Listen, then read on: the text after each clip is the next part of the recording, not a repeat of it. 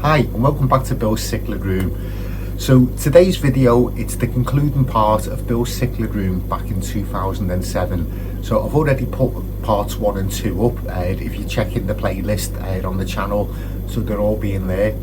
So yeah, let's get on with it.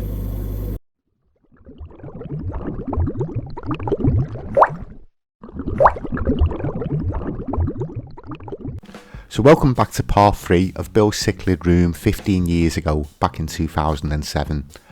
So this is the part of the fish room that I haven't got set up at the moment. All the tanks are still in situ, but I haven't actually got them set up with fish in them. So in this tank, pair of convict cichlids. So I had these for quite a while.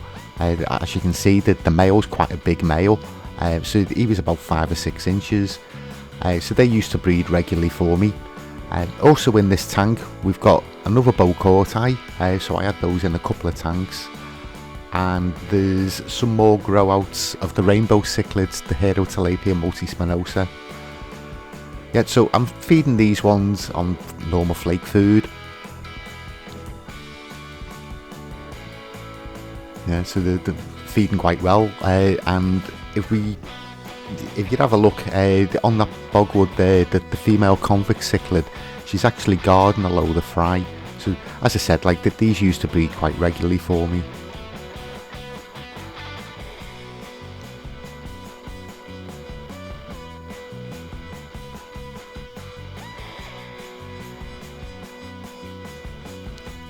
Yeah, so it is quite funny, the rainbow cichlids and the bocorti. So yeah, I'm actually keeping those at the moment as well. Now we go down to this tank. So in these ones, there's a group of rare Madagascan cichlids in here, the Inonatus, which are obviously they're threatened in the wild on the CARES list. So yeah, I had a group of those, and I was trying to breed those.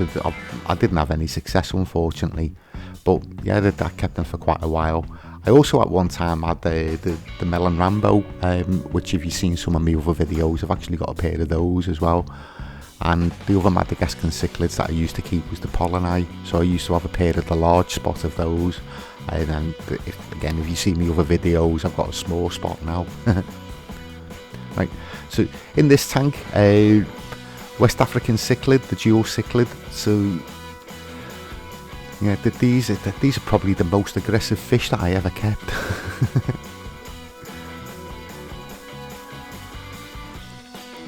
Yeah, so it's there's a few different species of fish in this one, but yeah, predominantly it's the dual cichlids, or the liver lily. I like to give them the proper name. So yeah, but back in the day, these were actually doing the rounds, so they were quite easy to come across at the auctions. Somebody always had them in. Yeah. Some more Central American cichlids. I'm not sure what these ones are. They may be Sinspillen. Yeah, I'm not quite sure what they are. I did used to put notes on all the tanks here what the fish is, but unfortunately, I didn't do a close up on them to see what they are. You know, so this tank's a pair of chocolate cichlids. Again, I'm keeping those at the moment.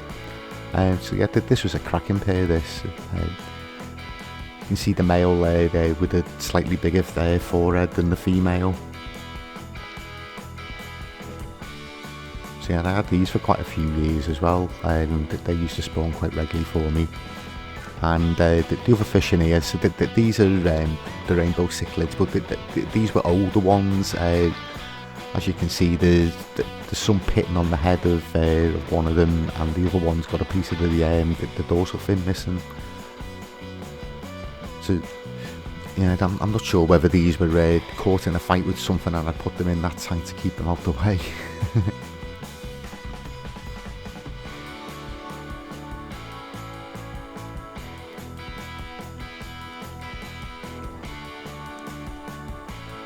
Yeah, so putting some food in the tank here to try and get the fish in this one to come out. Yeah, what are these? Looks like possibly Uaru again. Yeah. Onto this tank anyway. So in these tanks, I did used to keep quite a lot of the pistos as well. So it's possible that there's some pistos in this tank. Yeah, at the time there was quite a few coming into the UK, quite a lot of undescribed species, which obviously like 15 years later most of them will be described now.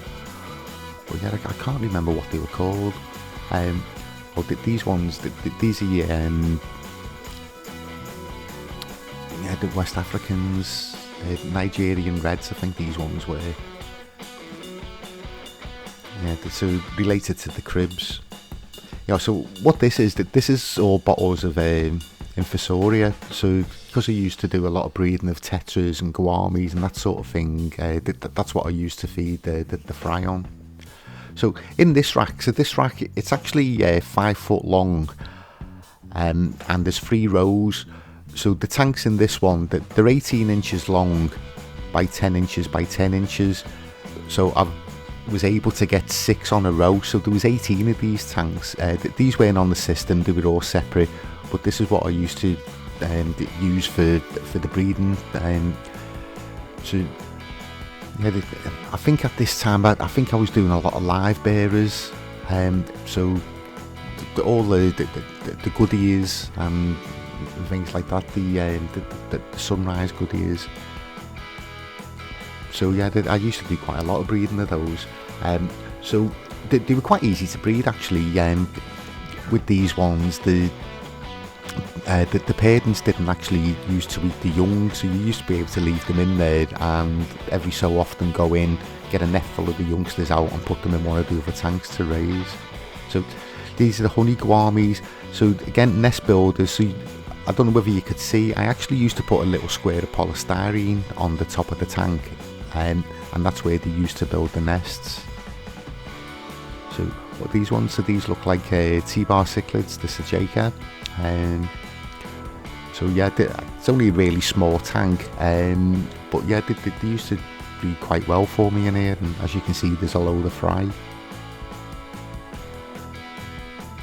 Yeah, they're just the old type sponge filters. Yeah, the suckers had gone on them, so I think I was weighing them down with bits of pipe and bits of rock.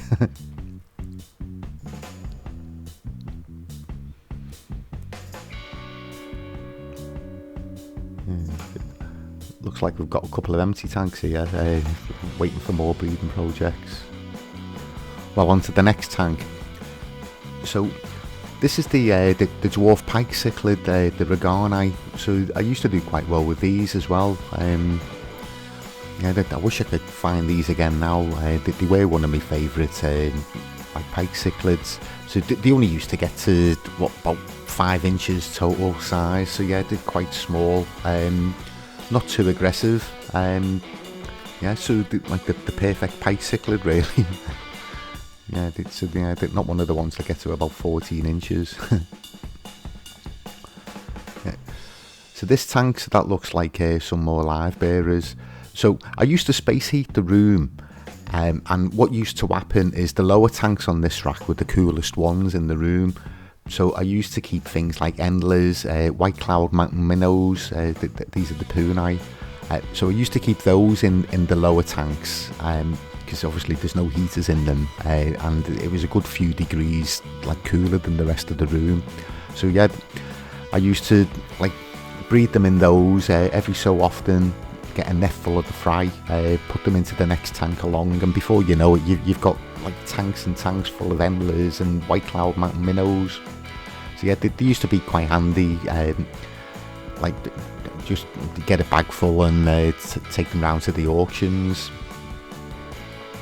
They occasionally like take them to some shops, but yeah, they weren't like a strain of endlers, and they were just mixed. I think I actually got them at one of the auctions. I probably got a bag of about 10, and just put them in here.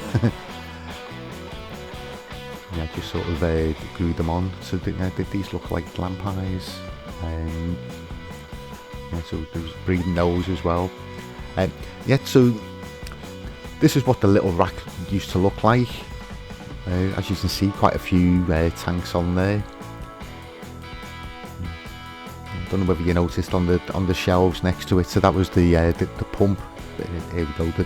The pump that used to do the whole room, and like going along the pipes at the top, going into all the tanks for the air really. Yeah, so like as I said, this side of the room I haven't actually got set up at the moment. Maybe one day, but cost of electricity being it is, maybe not. But yep, thanks for watching. So that concludes part 3 of Bill's cichlid room back in 2007. Well, thanks for watching. I hope you enjoyed having a look at Bill's cichlid room back in July 2007, which is 15 years ago. So there is parts 1 and 2 up on YouTube as well, so if you're interested and you haven't already seen them, if you check that out, please do hit the subscribe button, the like button, leave a comment, all that sort of thing, and I'll see you all on the next video.